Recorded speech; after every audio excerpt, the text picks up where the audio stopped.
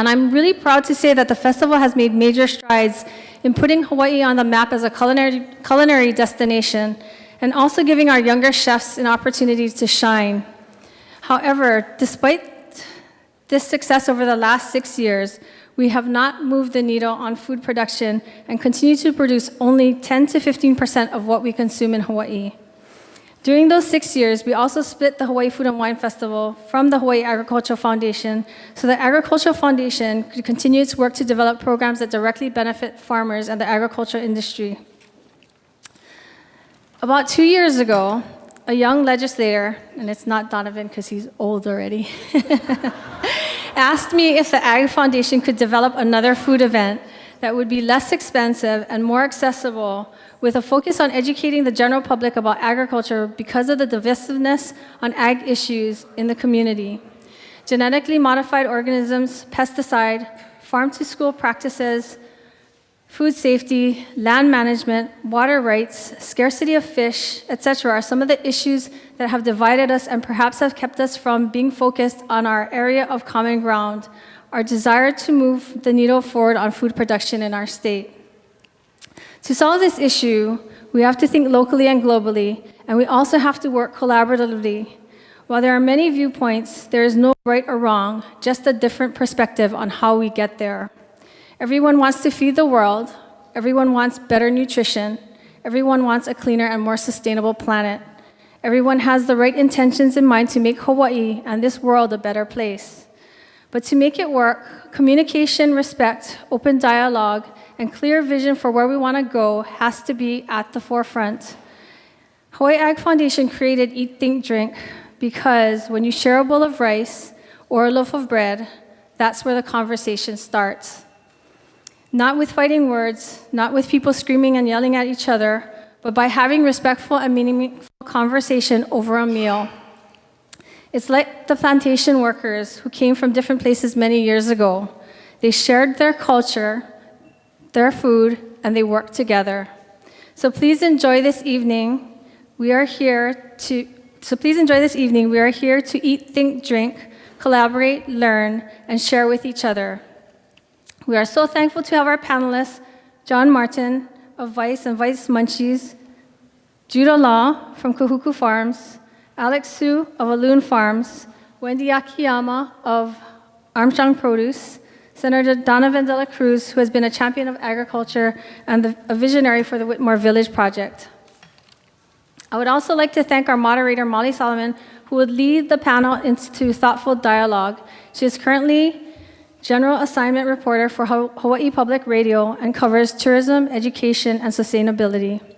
But first, we would like to start our conversation with our keynote speaker, Chef Michelle Nishan, who's a 3-time James Beard Award winner and CEO of Wholesome Wave. And I know a lot of you are policy people, because I know a lot of you. And if you don't know what a James Beard Award is, it's like the Oscars for chefs in the culinary world. He received the 2015 James Beard Humanitarian Award and is a mentor, inspiration, and leader in the sustainable food movement. I met Chef Nishan 6 years ago at the first Hawaii Food and Wine Festival, where I learned about Wholesome Wave and its amazing work he's doing to build a sustainable food system by providing low-income individuals with access to fresh fruits and vegetables. I last saw him in April at the Pebble Beach Food and Wine Festival and asked him to help the Ag Foundation launch Eat, Think, Drink. And without hesitation, he told me, "You tell me when and I'll be there." He flew from New York last night and arrived at 2 p.m. today. He's an amazing chef, a great human being, and a leader and inspiration for so many. So please join me in welcoming Chef Michelle Nishan.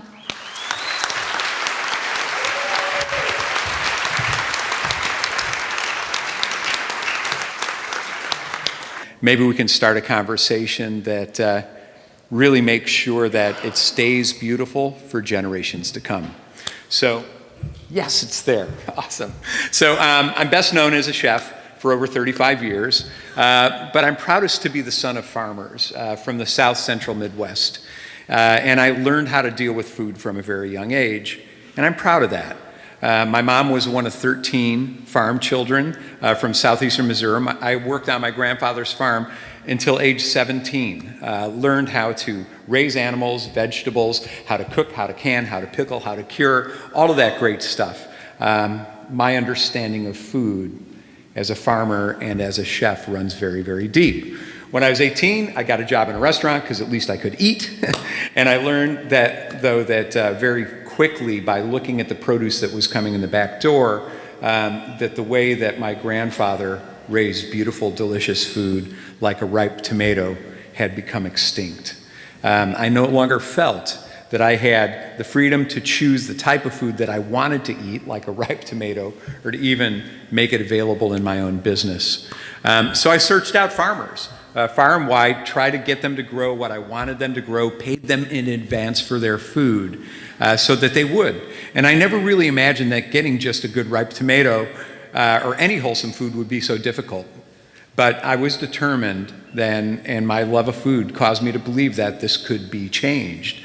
So at the time, I wasn't aware that I was joining a group of change-making chefs around the country. We're all working independently, but kind of together on the same thing. We did believe that good food should be available and a right to everybody, and we kind of became founders of the Good Food Movement. A couple of new guys up there recently, like Tom and Jose. But because of this early difficult work, it's a lot easier today to find the type of food that my grandfather and my mother used to grow. It's easier, it really is. And now we're living in a day where a significant number of people actually know the joy of a local strawberry, that there are many varieties of oysters, tons of varieties of delicious tomatoes. Artisan and heirloom foods can now be found from farmers markets to Piggly Wiggly to Whole Foods to restaurants to all y'all's table at home. So I think that's exciting. So for the upscale food movement, farmers market community, food's become this kind of form of freedom, right? Freedom of choice, expression, flavor, place.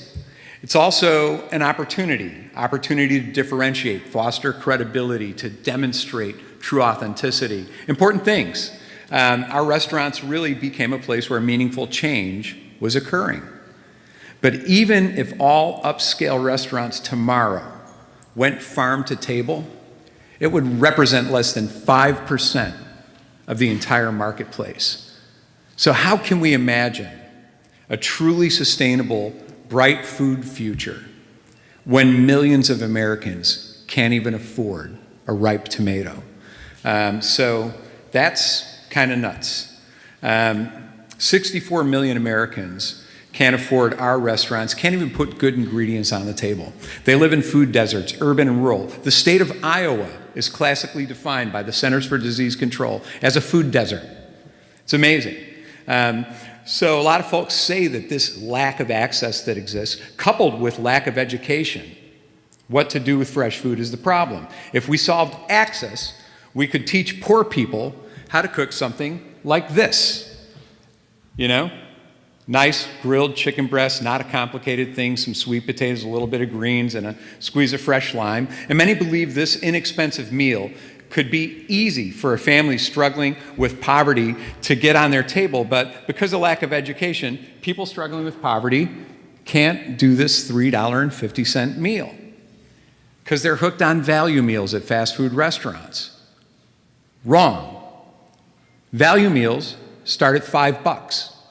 They go from $5 to $7. And that amount of money is what a food stamp shopper has to spend for the entire day on food. So the reality is that this is what's for dinner tonight. If you made what's on the left for dinner tonight, you don't have enough money for breakfast and lunch tomorrow. That's real.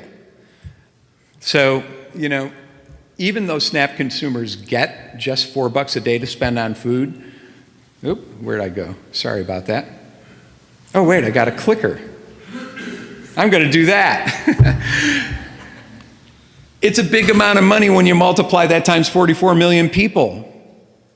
$70 to $80 billion a year in SNAP and another 91 cents per person for every dollar on SNAP or food stamps spent. It's $130 to $150 million consumer marketplace. If we could just get 20% of that shifted to local, more sustainably raised, healthier food, it would equal the global annual sales of all organic from every country.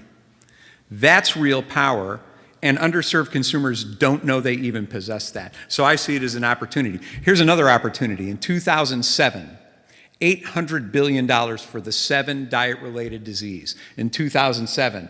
Today, it's $500 billion just for the middle 4.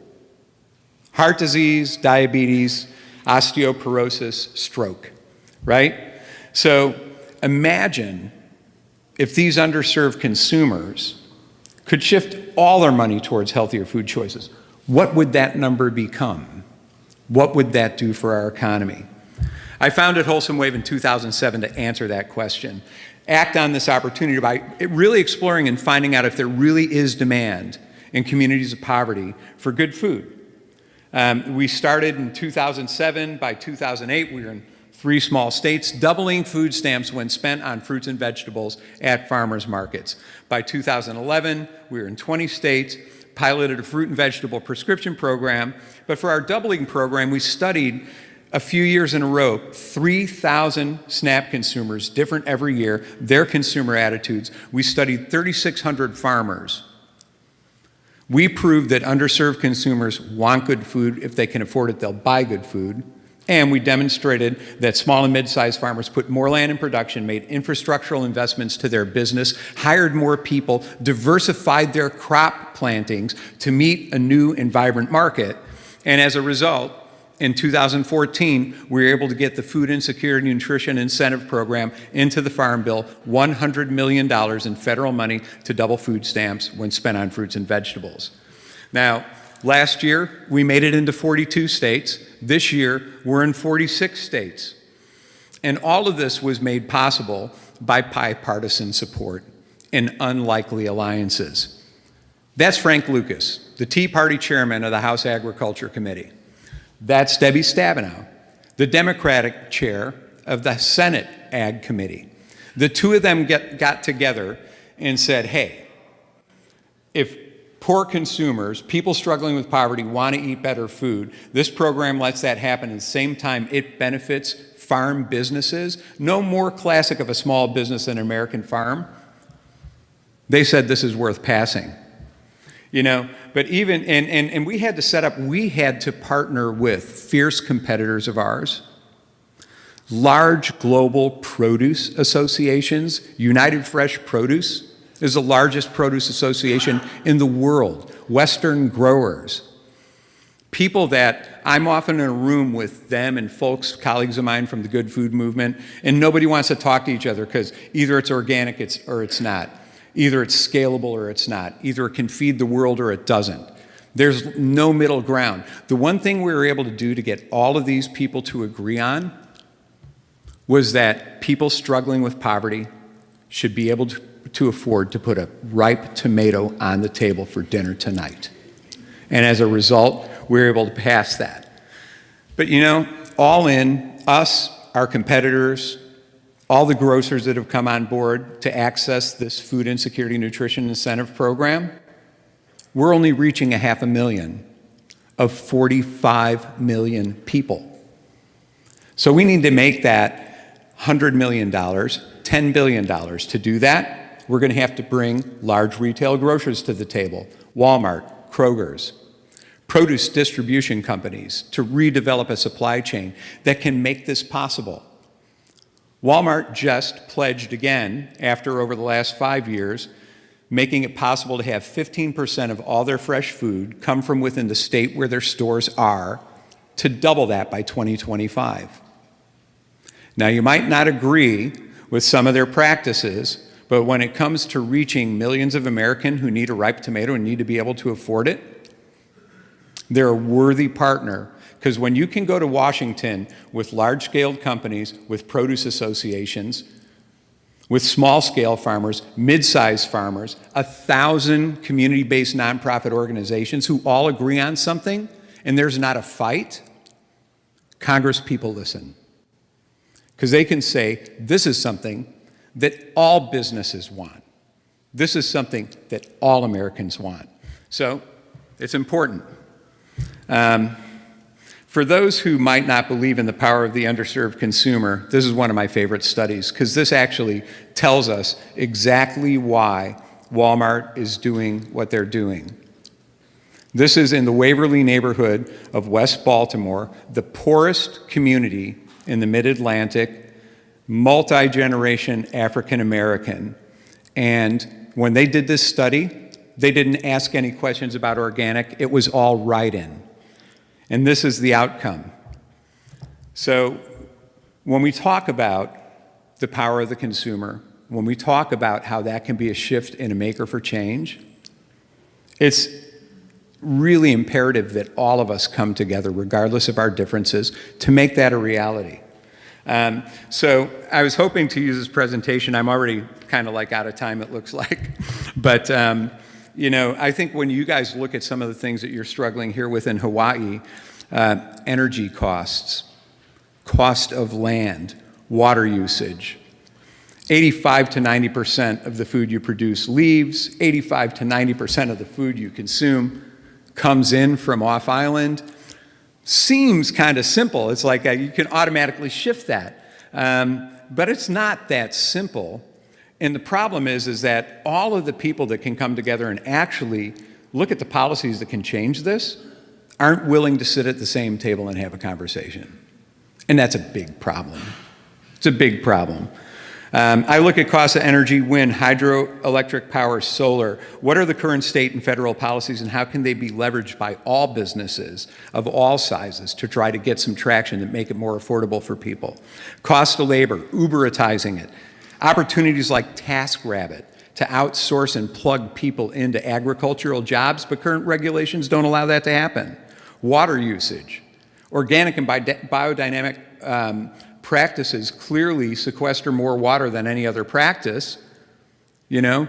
But then imagine what happens if you actually combine those approaches with more current technologies, because people are working together so that we can actually deal with the climate change that's real and upon us. So when I think about all of these things that all of you all are facing, and I hear some of the language coming from both sides of this argument, this divide where people are refusing to get together, I just have to scratch my head and wonder how you guys can find that aina that allows you, regardless of what side of that aisle you're on, to welcome me here with the love that you do and reflect that back on each other so these important conversations can be had. So my prayer for all of you is that you can set the anger aside and drop the assumption of negative intent. I had another thing I was going to bring to the table, but you all can read an article that Jolene Oshiro did, where I kind of described how we got to the food system that we're at. It was not by evil intent.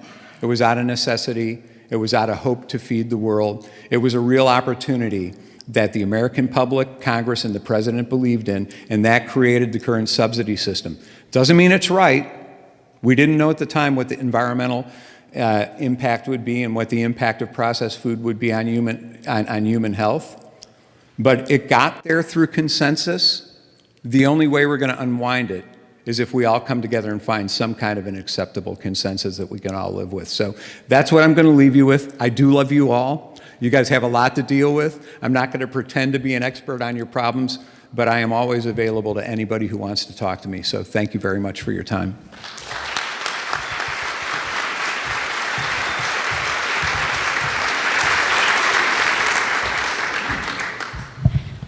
Hi, everybody. Thanks for being here. As a news person, I'm trying my best not to look at my phone right now. So thank you, though. And thank you so much for a great talk, Michelle. I appreciate it. Food media should be telling that story. It should be pushing people to want to get out in the world and experience those things. So when you have a place like Hawaii, that has an amazing food culture on so many different levels. One of the big questions is, where do you start? And that's something that we say, okay, our audience, it's young people, right? It's like 18 to 34-year-olds. What are they really into? Okay, they're people who are, they're first or second jobs out of school. They are living on their own. They're just experiencing getting into the food world. Do they want a stuffy, fine dining food video? No. Do they want something that's like a food contest television? No. They don't want cook-offs. They want real people. They want real food. They want to see how food is something that is accessible to people, because it really is. And one of the things that we have become known for is doing a cold open on all our videos, where we show the chef messing up, because everyone messes up. You're not perfect, and it's okay if you cut something wrong, you burn something, or you're using a piece of shit aluminum fry pan. It's okay. So we want to, if we're to tell the stories of Hawaii, we find people that connect with the audience, that look like them, that talk like them, that feel like they're part of their culture, that they can connect with. Maybe the audience already knows about them via social media and everything internet, and we tell those stories. And in Hawaii, it could be anything from new chefs in Honolulu to farmers around the islands to hunters to fishermen. There's an incredible amount of stories. It's just incredible. And in the short time that you've been here, you've been able to experience some of that firsthand as well. You were just telling me how you just got back from Molokai and you were hunting for venison there. Yes, and it was interesting learning about the axis deer in Molokai and sort of the how they got here and the perception of them now, and also learning how they taste, which is quite nice. And that's just one story, and there's millions of those stories in Hawaii. And I think it's something that Hawaiian food is. I live in New York, and I work in food, so I'm bombarded with it all day. And it may feel that Hawaiian food is having a moment on the mainland, but so is a lot of other things. And I think it's really important for media and people who live in certain areas to be always pushing their own story and being their own best advocate. That's the way you're going to get your stories told to national and international audiences, global platforms. It's really important to be a champion of the place that you're from. And there's a lot of benefits that gives you. Everything from your food industry here gets to sell food to people who wouldn't have normally experienced it. People come to Hawaii to eat the food here, and that's a great thing. Right now, if Hawaii I think has an opportunity to become a food destination in the way that you look at Copenhagen and then in everything new Nordic, and that's something that we get bombarded with in the food world. I think Hawaii has an opportunity to offer a totally different perspective and tell some really unique stories that don't exist anywhere else in the world. And I feel like Hawaii, especially the dining scene here, the food scene here, it's really evolved in the last 5 years or so. And as somebody that's maybe coming from the mainland, do you see that? Do you see that perception of Hawaii dining, Hawaii food, what's grown here, is that changing too? This is my first time in Hawaii, and it's interesting. I work in Brooklyn. There's a Whole Foods that opened up 3 blocks from my office, and there's a daily processional or exodus from the office to Whole Foods for lunch every day. And like half of the 1,000 employees, I'm not joking, get the poke bowl. And there's just this line of, if you want to see your coworkers, you should go somewhere. You go to the line, you can see them all, because everyone's going for these poke bowls, because it was something that you really couldn't get in New York at all. And now there's some chains on the West Coast that are starting to do it. And I think that's a really positive thing. As far as media goes, is it a great story that Whole Foods is doing poke now? Not really. But is there a great poke story in Hawaii and tracing the history of that and people that are doing it and what it means culturally? For sure. And then you can tell those type of stories for every single ingredient or type of person involved in food, and it becomes really exciting. Yeah, and sort of connection to the community that food comes from. That's an important part of that. Sort of switching gears here from media to farming. I want to introduce Judah Lum. His family runs Kahuku Farms on the North Shore. It's I think you said it was a small, big farm or a big, small farm, somewhere in between there. But you have that perspective of having a smaller farm when you look at, the grand scheme of farming here. I wonder what it's like for you as a business person growing food in Hawaii. What are some of the challenges that you face, not being a large farmer, but working at a smaller scale and with a more specialized type of product? Thank you. Definitely a lot of challenges. You'll talk to a lot of farmers here in our state that we're constantly dealing with, and we could talk an hour about the challenges that we have in growing food in our state.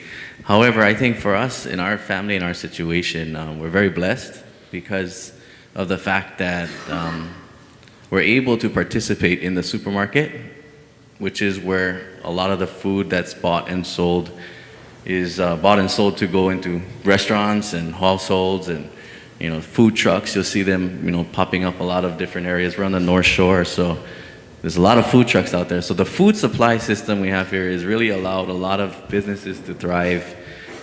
But when it comes to the actual product and what it costs and what goes into it, it's very high. And we're not competing on a local market any longer. And I think we talked to this gentleman next to me. He understands definitely what the market does to the business of agriculture. And so for us as a family, we really noticed the value in education and offering people the opportunity to come to a farm, because what we do is open up our farm to the public for the purpose of telling our story. And the story is that all forms of agriculture can be very useful and are very important. The conventional farm compared to the small natural farm, compared to the new styles of growing things hydroponically, these are all definitely things that have a role to play in our food security. And like our keynote speaker said, having the ability to agree on something is really important to making changes and understanding that people coming together is what makes things better. And I think for our family, it's very important that we're able to continue working in this business, and at least for another generation. And so this is a big part of what we do as far as opening our gates to the public for education, for demonstration, and for the purpose of value adding. And these are just a tool that we've noticed that can be used to really create stability for a small family farm. Yeah, and I don't know if everyone has gone up to Kahuku Farms, but it's true, you guys have really done something different. You've opened up the farm. You have these tours where people are not just going there to pick up some bananas or papaya. They're actually going to the source and finding out, where does the food come from and what is the story of your family and how you guys created this farming business there. And you have a cafe as well, which I love your banana bread. But those sort of value-added things, the way that you've been able to sort of realign your business, it's not just a farm, it's much more. Has that helped you to be able to deal with some of the challenges that come with farming here, some of the costs of farming here? That's the intention. Obviously, to diversify is definitely expensive. Anytime you're involved in an entrepreneurial project, there's always the risk and reward factor that needs to be considered. So, when you look at agriculture as a business, it's a part of being sustainable as a business is remaining profitable. And when you look at the chances of losing your investment or not getting a fair price at the market, these are all risks that are very real for anyone involved in this business. And it's also very easy to, what shall I say, fail. So when you look at it within a business dynamic or business in parentheses, food is not a right when you think about it, because if it was a right, there wouldn't be anyone that's hungry. It's a privilege. And I think one of the messages that I always send home to our guests that come to visit is that when you are in the middle of something, such as a food system, I'm the first one to always agree that it can always improve, but it's easy to take it for granted as well. And I like people to be able to leave the farm with a little more value for the facts that many of us today no longer are personally responsible to take care of plants or animals so we can survive. You know, we're very fortunate that we have the ability to spend our time with, you know, going to work, getting an education. You know, a lot of people today enjoy traveling. We have a wonderful, you know, tourism industry here in Hawaii, and not to let alone a lot of the people in our culture just have a lot more time to spend doing things that they wouldn't have if they were dependent or they were responsible for the food that they ate. And so, you know, we all are definitely in a position of advantage because we do have a thriving agricultural business that's meeting the demand of a lot of people, and a lot of people are no longer involved in nature. And you can see that nature and technology are kind of a dichotomy, and where you need them both, but yet they're very, I don't know, maybe I'm making the wrong analogy, but nature and technology are very different sides of a conversation. And I think the bottom line is we are very privileged, and we're very fortunate to live in a day and age where we can enjoy so many more things and not struggle to survive. And I think that's something we all need to live every day remembering, and this is a conscious choice we make every time we eat or we buy food. We have to really appreciate it and know that we can improve, but it takes a working together and, you know, a lack of criticism. Maybe criticism is important, but maybe just not as judgmental, and learning more, and also participating wherever you can. Yeah, being able to find a common ground or a place of understanding. I think that's important when we talk about food and ag, because a lot of people are very passionate about that, you know. I think of my own family, you know, we wouldn't have moved to Hawaii if it wasn't for agriculture and the sugar of pineapple here. So people do have that personal connection to it, and I think being on an island, you can't help but have that personal connection to it. It's right there. A big issue when you talk about agriculture and being able to try to improve sustainability here, Alec, is the business of farming. I think you are somebody that probably understands that. The general manager of Wholesome Farms, probably one of the second or third largest farms here in Hawaii. How is it that you're able to, you know, what are some challenges that you see as somebody that's made a business of trying to grow food on this island or this set of islands? We've actually, this year will be our 40th year farming in Hawaii. It's a family farm, and we grow over 24 variety of produces. And as long as we've been around, we're still constantly evolving. I'm still, there's years where we're gonna hit some real rough water, and we're at the Mother Nature mercy, and you have to push through. And we're constantly looking at ways to, even though we've grown like corn, sweet corn, zucchini for many years. We started out with Asian vegetables, but we're still constantly doing trial variety because it's constantly evolving. We're seeing new diseases, new viruses, new insect that breeds in Hawaii faster than anywhere.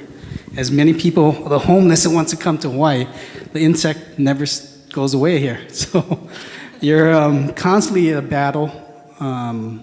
But to echo some of the colleagues here, Hawaii is blessed from the standpoint that we are able to produce literally year-round. It has its challenges by being able to do year-round, but to many of my surprises, every time I do travel, and I think a lot of people in this crowd have been very fortunate to travel around the world. And believe it or not, some of the produce that we do get here are extremely high quality, fresh. Some of the Asian vegetables that we get here, it's probably, I would say, 90% better than the 1.5 billion Asian that consume Asian vegetables in Asia. So we are fortunate, but a lot of times we don't realize that. And then our problem is we don't know how to use some of that. But I think in recent time, in the advances of media has helped many of us learn to use different things to bridge, what is not, what you don't know, and just turn on YouTube and learn a dish that you never dream you can. So there's a lot of advances in Hawaii, I think in food industries also been pushed by media. It has to go hand in hand. The advances of social media, we're still trying to figure the best use of it because it's constantly evolving faster than we can put together. Yeah, I wonder too, as somebody that represents, a larger farm, especially compared to maybe Judah's or some of the other smaller farms in the state here, how critical do you think that plays a role in being able to, grow the amount of food that we're able to have here and we're able to feed ourselves in this state? I think it's critical that we keep trying. As the population continue to evolve and grow, I think the demand is, as we're center tourism, we can't keep up, literally. And I know a lot of people in this room are in the food industry or distribution. The demand seems to be outpacing what we can produce, believe it or not. We have resources, we have tremendous amount of land, no doubt, and I think Senator here will speak about that. There's places that you don't have this type of quality land. You may have land, but you may not have the weather that you can grow certain crop. As much as we grow corn, the whole world, U.S. is the biggest producer of corn. The actual sweet corn that's grown for self-consumption, we import more of that than we actually grow in the United States because you can only grow so many months in California, Arizona, and Florida. Other time of the year, it's imported because we're too cold. Same with a lot of things. We can literally grow everything here, but we don't realize to get some of the vacant land, particularly we're entering another period where sugar is coming out. The last biggest sugar plantation out of Maui is vacating. Now, 1990 was the first wave of Wailua sugar going out, and then 95 was Oahu sugar that went out. So Oahu had to kind of evolve between government, private, and various people in business in food had to really figure out how do we make best use of what's going to be vacant. And I think coming together, whether directly or indirectly at times, figuring out those key things like connecting water to a most efficient system. Who's going to own that system? Who's going to convert some of these ground from raw land that can only be produced certain things, but you need to amend the soil.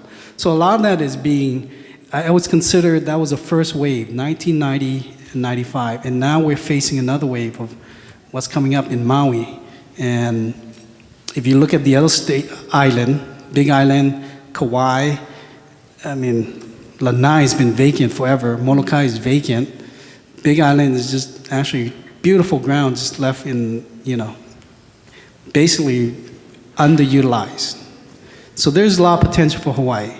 But I think we need to, like our keynote speaker said, come together, kind of connect the dot and maybe get rid of some of those pretenses and just try to make those resources available.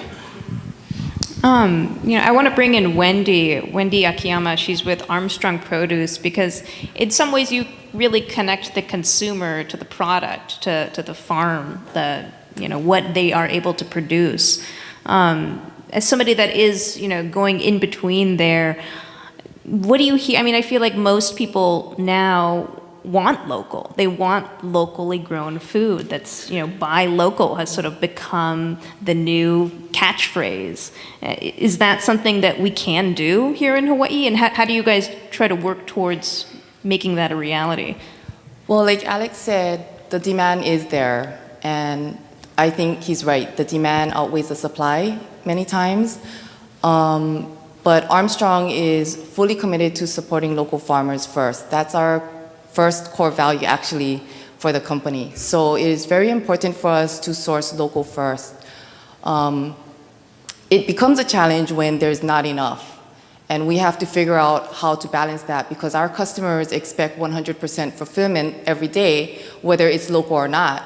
If if we get word that the next shipment of local cabbage isn't coming, we have to figure out how we're going to get cabbage in to deliver before we run out.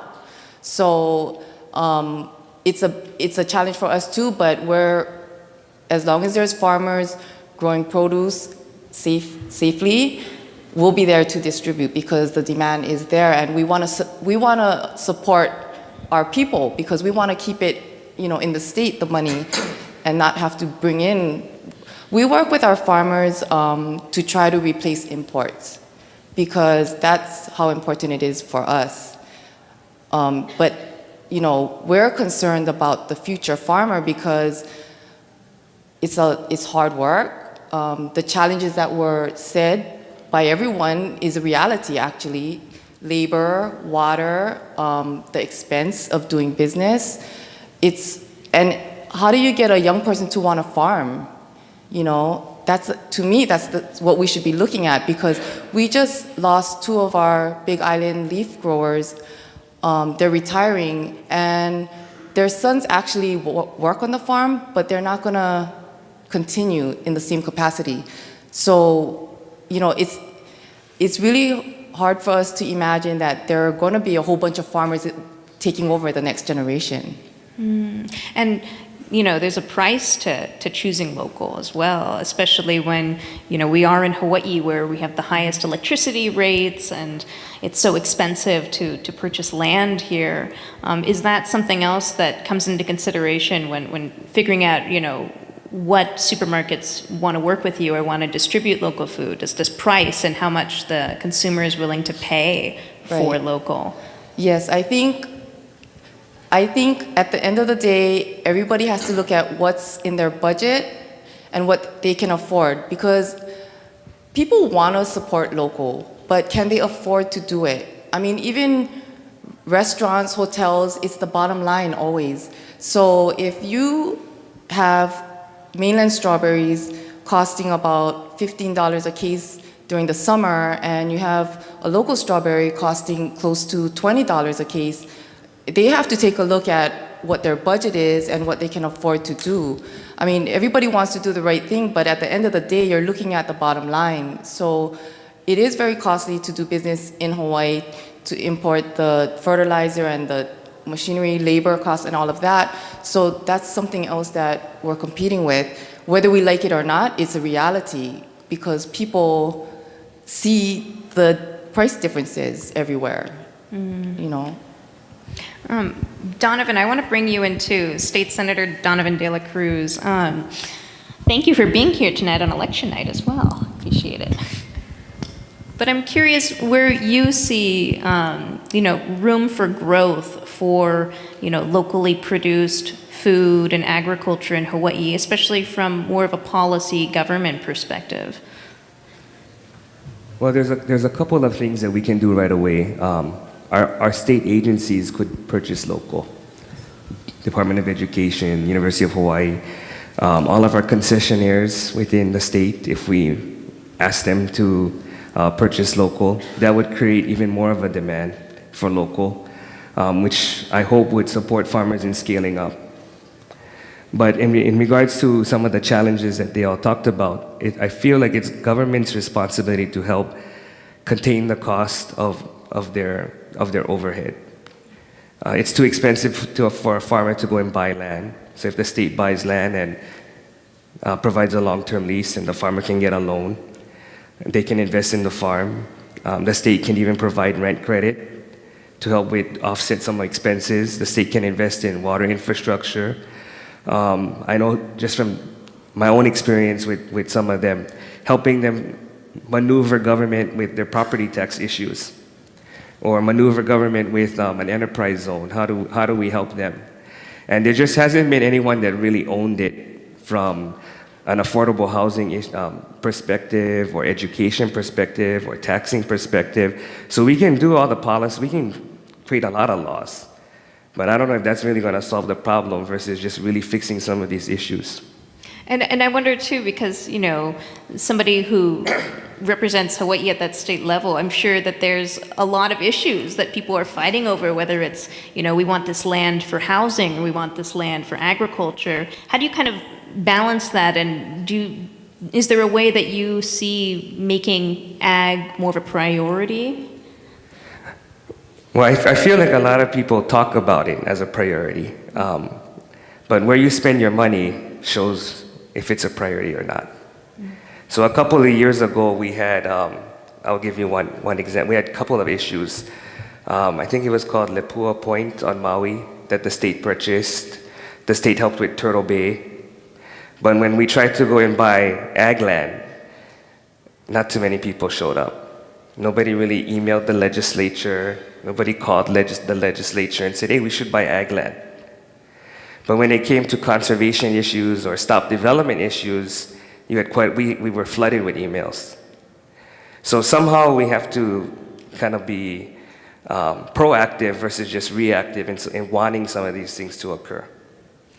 I want to talk a little bit about the Whitmore Village project too. Maybe if you could tell us what that is as an example of being able to create land and space for farmers to grow diversified ag in central Oahu. Well, it's not necessarily creating land, but purchasing it. Like Alex said, we used to be sugar and pineapple. And a lot of the laws on the books, believe it or not, are still for sugar and pineapple. So we really got to look at our current infrastructure of ag inventory, the policies in general, and see how we can rewrite them to support the kind of things that they're talking about, which will include purchasing more ag land. A lot of the large landowners may not provide long-term leases. Maybe even 5 years would be too short. They can't really get a loan on 5 years. So it's up to the state to figure out how we're going to add more land to our inventory to provide leases if we're serious about food production. With a long-term lease, the state can lease up to 65 years. I think we can start to see orchards, oranges, lemons, breadfruit. Hawaii right now doesn't do orchards.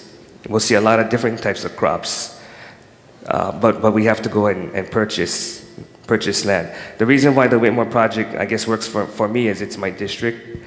So I've been able to, with the help of my colleagues, get about $100 million over the last 6 years being spent in either purchasing land or water infrastructure or recycling facilities or housing and some workforce development programs.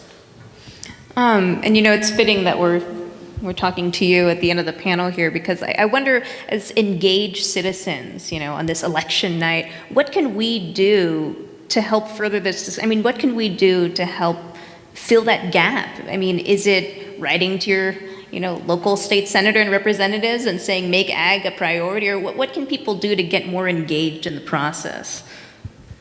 Well, I feel like society's changed a lot. I mean, you use the word citizenship, but we don't hear that too often. We hear more, I'm a taxpayer. So I'm a taxpayer, so what are you doing for me? So that really doesn't put any responsibility on the voter or the taxpayer. But once we say we're a citizen, what's our role? How do we participate? And that does include getting involved in the process, showing up, emailing, calling, getting politically involved so that policymakers will make the right choices.